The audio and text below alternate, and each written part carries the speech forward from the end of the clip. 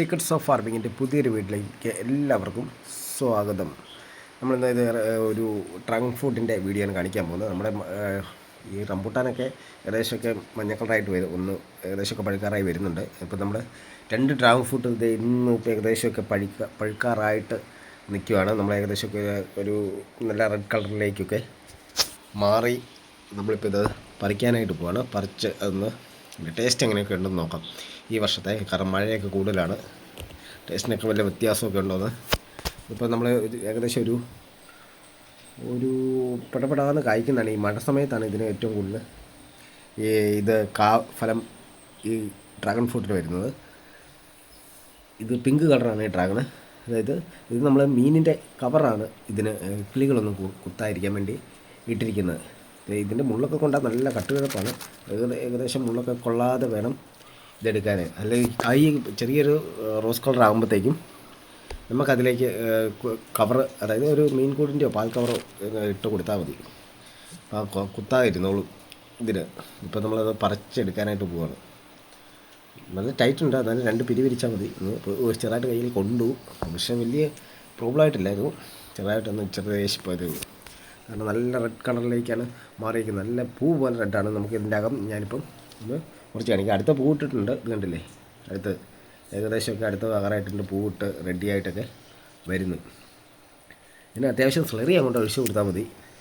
ഇത് മഴക്കാലത്താണെങ്കിൽ നല്ലപോലെ സ്ലറി റൗണ്ടിലൊന്ന് ഒഴിച്ചു കൊടുത്താൽ അത്യാവശ്യം നല്ല ഗ്രോത്തോടു കൂടി തന്നെ വളരും. പിന്നെ ഈ വേനയ്ക്ക് നല്ലപോലെ ഷെയ്ഡ് കൊടുത്തില്ലെങ്കിൽ, അതായത് ഡയറക്റ്റ് വെയിലടിച്ചെങ്കിൽ ഇത് നമുക്ക് മുഴുവൻ വരുന്ന ഡ്രാഗൺ ഫ്രൂട്ടും കേടായി പോവും. വെയിലടിക്കാതെ വളരെയധികം ശ്രദ്ധിക്കേണ്ടതാണ്. അത്യാവശ്യം നമ്മളിത് പറിച്ചിരിക്കുകയാണ്. നമുക്ക് ഏകദേശം ഇതിൻ്റെ ടേസ്റ്റും കാര്യങ്ങളൊക്കെ ഒന്ന് നോക്കാം.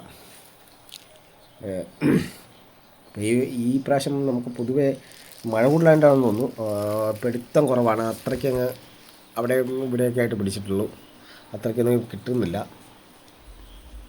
ഇപ്പോൾ ഒരു മഴയുടെ ഒരു ആരംഭമായിട്ട് ഇത് ഏകദേശം ഒരു 2 എണ്ണമാണ് നമുക്കിപ്പോൾ ഇന്നത്തെ ഡേയ്സ് കിട്ടിയിരിക്കുന്നത്. നമുക്കിതൊന്ന് മുറിച്ച് നോക്കാം. ആയിട്ട് നമുക്കിത് റൂമിലേക്ക് പോകാം. ഇതാണ് നമ്മുടെ ഡ്രാഗൺ ഫ്രൂട്ട്. നമുക്കിതൊന്ന് റൗണ്ടിലൊന്ന് ചെത്തിയെടുക്കാം. ഇതിൻ്റെ അകം എങ്ങനെയൊക്കെ ഉണ്ടെന്ന് ടേസ്റ്റ് ചെയ്ത് നോക്കാം. ഫ്രഷായിട്ട് നമ്മളിപ്പോൾ പറിച്ചതേ ഉള്ളൂ. ഇതിൻ്റെ ചെറുതായിട്ടൊന്ന് കത്തി കഴിഞ്ഞിട്ട് അതിൻ്റെ തൊലി അങ്ങോട്ട് റൗണ്ട് അടിച്ച് കളയാനുള്ളതേ ഉള്ളൂ. ആദ്യമൊക്കെ തിന്നുമ്പോഴത്തേക്ക് വലിയ ടേസ്റ്റായിട്ട് തോന്നുന്നില്ല, പക്ഷേ നമ്മളൊരു 2-3 എണ്ണം അടുപ്പിച്ച് അങ്ങ് കഴിച്ച് കഴിയുമ്പോഴത്തേക്കും ഭയങ്കര ടേസ്റ്റാണ്. ഇത് പിന്നെ അത്യാവശ്യം നമ്മൾ ഒരു അര പീസ് കഴിച്ചാൽ മതി, നമ്മുടെ വയറ് നല്ല ഫുള്ളാവും. അത്രയ്ക്ക് ഉണ്ട് കഴിക്കാൻ. ഇത് ലൈവ് സാധനം കഴിച്ചെങ്കിൽ മാത്രമേ നമുക്ക് ഒരു ടേസ്റ്റ് കിട്ടത്തുള്ളൂ. നമ്മൾ കടയിലൊക്കെ ഇരുന്ന് അവിഞ്ഞൊക്കെ കഴിഞ്ഞാൽ വലിയ ടേസ്റ്റും കാര്യങ്ങളൊന്നുമില്ല. ഇതാണ് നമ്മുടെ ഡ്രാഗൺ ഫ്രൂട്ട്. അങ്ങനെയുണ്ട്. അതിൻ്റെ ഇത് നടുമ്പോൾ ഞാനിപ്പോൾ 2-3 പീസൊക്കെ ആക്കി പ്രേക്ഷകരായി നിങ്ങളെ കാണിച്ചു തരാം.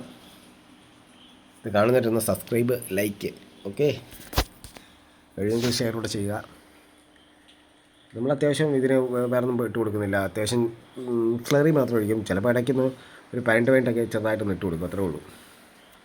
അല്ലാതെ ഇതിനായിട്ട് നമ്മൾ പ്രത്യേകിച്ച് വളമൊന്നുമില്ല. പിന്നെ കൊന്നച്ചവർ ധാരാളമായിട്ട് നമ്മൾ കൃഷി ചെയ്യുന്ന എല്ലാത്തിനും നമ്മൾ കൊന്നച്ചവർ ആഡ് ചെയ്യുന്നുണ്ട്. കൊന്നച്ചവർ അതിൻ്റെ ചുവട്ടിൽ വെട്ടിയിടും. അത് നല്ല പ്രത്യേകിച്ച് പെട്ടെന്ന് വളർച്ചയൊക്കെ സാധിക്കും. ഇതാണ് നമ്മുടെ ഡ്രാഗൺ ഫ്രൂട്ട്. നല്ല പീസ് രൂപത്തിലാക്കി കിടക്കുകയാണ്, കണ്ടില്ലേ? ഇത്രയൊക്കെ. ഇനിയൊന്ന് നമുക്കൊന്ന് ടേസ്റ്റ് ചെയ്ത് നോക്കാം. ഓ സൂപ്പർ, പക്കാ ടേസ്റ്റാണ് ഈ സാധനത്തിന്. അതായത് നമ്മൾ ഫ്രഷോടെ ലൈവോടെ കഴിച്ചെങ്കിൽ മാത്രമേ ഈ ടേസ്റ്റ് കിട്ടത്തുള്ളൂ. കുറച്ച് ദിവസം ഇരുന്ന് ഒരു ദിവസം ഇരുന്നെങ്കിൽ